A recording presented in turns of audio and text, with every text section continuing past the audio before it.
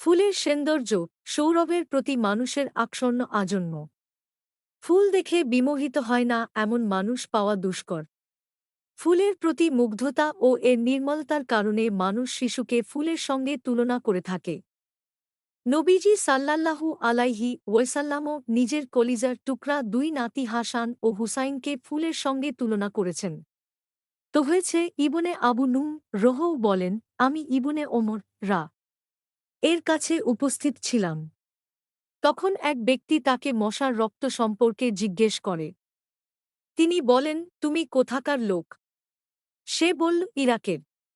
তিনি বলেন, দেখো তাকে। সে আমাকে মশার রক্ত সম্পর্কে জিজ্ঞেস করে, অথচ তারা নবী শাহ এর নাতিকে হত্যা করেছে। আমি নবী শাহ কে বলতে শুনেছি, তারা দুজন পৃথিবীতে আমার দুটি ফুল। আদাবুল মুফরাদ হাদিস ৮৪।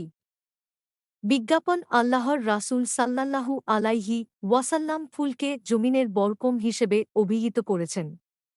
বর্ণিত হয়েছে, হজরত আবু সাইদ রা বলেন, রাসূল শাহ বলেছেন, আমার খুব আশঙ্কা হচ্ছে আল্লাহ তাআলা তোমাদের জন্য জমিনের বরকত বন্ধ করে দেবেন। উপস্থিত সাহাবায়ে কেরাম জিজ্ঞাসা করলেন, হুজুর, জমিনের বরকত কি? হুজুর শাহ বললেন, জমিনের ফুল। মহানবী শাহ জান্নাতের রূপ সৌন্দর্য সৎসতেজ বাগবাগিচার বর্ণনা দিতে গিয়ে বলেছেন, যখন উপযুক্ত ব্যক্তি জান্নাতের দরজার কাছে যাবে তখন মন জুড়ানো, চোখ ধাঁধানো একটি ফুল দেখতে পাবে। সেই ফুলের ঘ্রাণে বিমোহিত হবে। সে অপলক দৃষ্টিতে নীরব মনে চেয়ে থাকবে। বোখারি। বিজ্ঞাপন হাদিসের শ্রেষ্ঠতম গ্রন্থ বোখারি শরীফে উল্লেখ রয়েছে, রাসূলুল্লাহর অভ্যাস ছিল, কেউ তাকে ফুল উপহার দিলে তিনি তা ফিরিয়ে দিতেন না। হজরত আবু উসমান আন নাহদি রা বলেন, রাসূল বলেছেন, যদি কাউকে ফুল উপহার দেয়া হয়, সে যেন তা ফিরিয়ে না দেয়, কেননা তা জান্নাত থেকে আনা হয়েছে।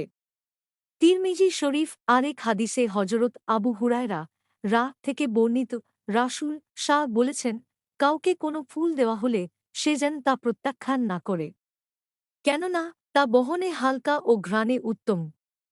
মুসলিম হাদিস ৫৬৮৭।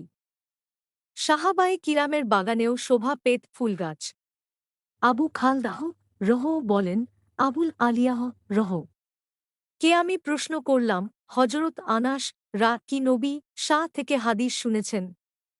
আবুল আলিয়াহ অবাক হয়ে বলেন, তিনি তো একাধারে ১০ বছর তার সেবা করেছেন এবং তার জন্য নবী দোয়া করেছেন। তার একটি বাগান ছিল, যাতে বছরে দুবার ফল ধরত। ওই বাগানে একটি ফুল গাছ ছিল, যা থেকে কস্তুরীর ঘ্রাণ আসত।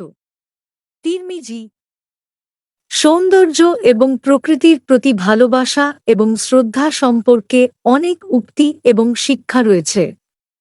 ফুল প্রাকৃতিক সৌন্দর্যের অংশ হিসেবে ইসলামী সংস্কৃতিতে প্রশংসিত। উদাহরণস্বরূপ হজরত মুহাম্মদ বলেন, আল্লাহ সুন্দর এবং তিনি সুন্দরকে ভালোবাসেন।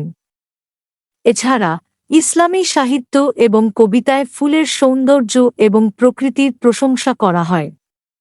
ফুলের মধ্যে প্রাকৃতিক সৌন্দর্য এবং জীবনের অস্থিরতা সম্পর্কে চিন্তা করা যেতে পারে, যা ইসলামিক শিক্ষা অনুযায়ী জীবনকে সুন্দরভাবে উপলব্ধি করার একটি উপায় হতে পারে।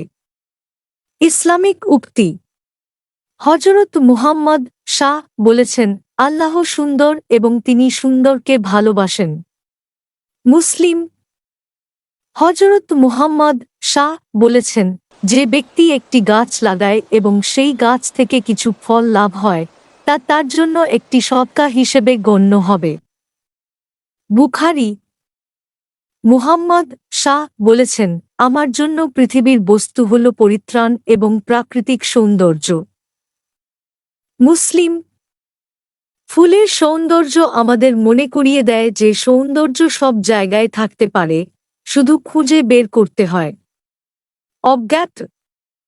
ফুলের মতো আমাদেরও জীবনের প্রতিটি মুহূর্তে আনন্দ ছড়িয়ে দিতে চেষ্টা করা উচিত। অজ্ঞাত। ফুল পৃথিবীর হাসি। Ralph Waldo Emerson.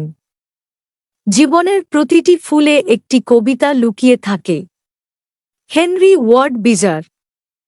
একটি ফুল যেমন পৃথিবীর সৌন্দর্য বাড়ায়, তেমনি একটি মিষ্টি কথা হৃদয়কে উজ্জ্বল করে। অজ্ঞাত। ফুলের মতো আমাদেরও জীবনের প্রতিটি মুহূর্তে আনন্দ ছড়িয়ে দিতে চেষ্টা করা উচিত। অজ্ঞাত। ফুলের সৌন্দর্য অল্প সময়ের জন্য, কিন্তু স্মৃতি চিরকাল থাকে। অজ্ঞাত। প্রকৃতির প্রতিটি ফুল আমাদের শেখায় যে প্রতিটি জীবনই মূল্যবান। অজ্ঞাত। ফুলের পাপড়ি যেমন নরম ও কোমল, তেমনি আমাদের মনও কোমল ও সহানুভূতিশীল হওয়া উচিত। অজ্ঞাত। যে ফুল ফোটে তার সৌন্দর্য নিজেই প্রমাণ করে যে প্রকৃতি কত সুন্দর। অজ্ঞাত। ফুল যেমন সুগন্ধ ছড়িয়ে দেয়, তেমনি আমাদেরও সুখ ও প্রেম ছড়িয়ে দিতে উচিত। অজ্ঞাত। একটি ফুলের মতো জীবন যাপন করুন, যা সবার মুখে হাসি ফোটায়। অজ্ঞাত।